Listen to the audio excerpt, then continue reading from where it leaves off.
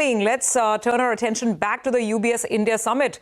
And we have more voices now joining in. Sunil Tirumalai, Global Emerging Market Strategist at UBS, is with us. Sunil, great to have you on. Thanks so much for joining in.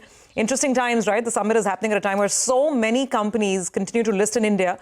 They keep getting the money as well, at a time when a debate rages on the secondary market that, it's not attractive enough and not enough tech opportunities, so on and so forth. Let's start right there, because I think in your latest note, you are continuing to be underweight on India and you prefer China and some of the other regional markets as well. So just juxtapose, to us, what is the reason behind your call and how do you contrast the secondary market underperformance versus this absolutely exuberant primary market? Thank you, and good morning to all your viewers as well. Yes, it's a very interesting time. So particularly for the India context, after a year of deep underperformance, are the things which are changing? Are corporates, giving you any positive signals? That's something that we are really keen to understand over the next couple of days. I think coming to your question on our positioning and in our underweight position on India, there are a few, reasons behind it, right?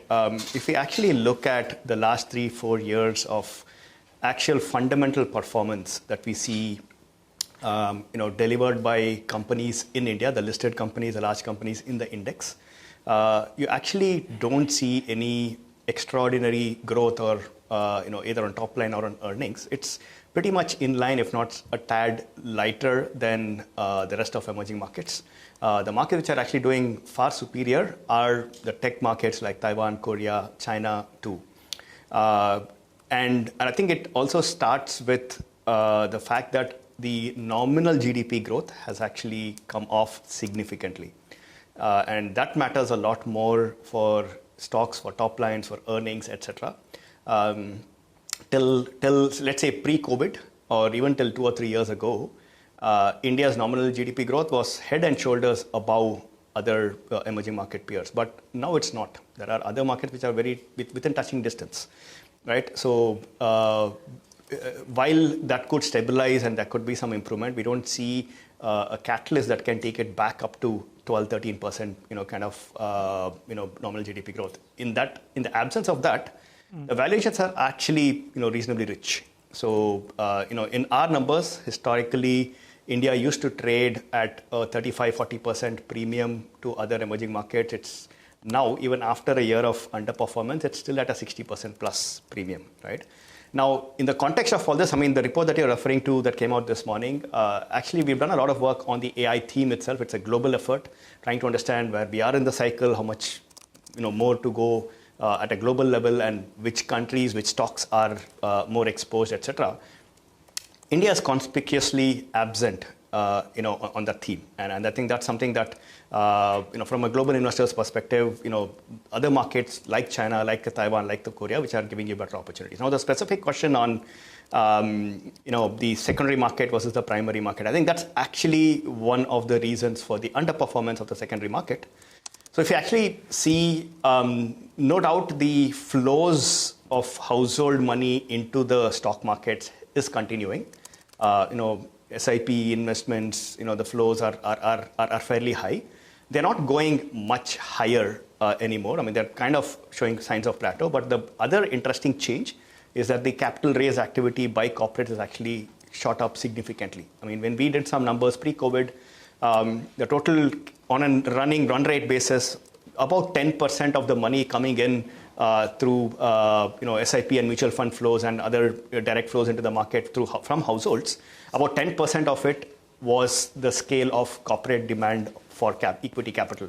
Now that number is touching 25%. And combine that with the fact that foreigners are also not excited. They are finding other markets to invest, and hence money being taken out of India. That's what is preventing the secondary market to do well. So you have a decent supply of paper. All these IPOs are good. They're really good headline material, but it also means that's money being taken away from the market. Sunil, you're building a very believable, compelling bear case, justifying that call. So therefore, let me ask you, and we are barely, 3-4% at the index level, we're barely 3-4% away from the all-time highs. Given all the negatives that you described, the fact that MF flows have slowed down, there's no two ways about that, and FIIs have not returned, is there a possibility of some price correction in India? So far, it's largely been time correction. What do you see ahead for the broader market, for the index? Okay. So let me take a step back. From a global perspective, we are reasonably positive on global equities, right? So, there's on S&P 500, there is a 10-11% upside till end of 2026. On our emerging markets target, it's a tad lower. So we are actually arguing for the US regaining leadership. The setup globally for equities is reasonably good. Global macro, on our economist numbers, US economy should start, revving back up and, accelerating in the back half of next year. China numbers, while they are slowing down, they have actually been upgraded from what it was a month ago for the next year. And in this context, where are valuations? And let's look at the rates market. There is an anticipation that potentially the Fed could start expanding their balance sheet. There will be stable coin demand in the US. I mean, all of that will keep yields in check. So it's a reasonably benign environment for global equities returns, right? So I think it will be really hard for more than a 5% correction, in the market. Of course, we need to be clear about a dollar correction versus a rupee correction. Our call is for the rupee to depreciate till end of next year. But keeping all of those things in mind, I think it's more likely that the time correction will continue rather than a very sharp price correction, because the supply of money from households is still continuing. That's a fantastic buffer, for the market. It makes it, very defensive and very protected against a big correction. Okay, all right. Sunil, thank you very much for joining us, and good speaking with you here on CNBC TV 18.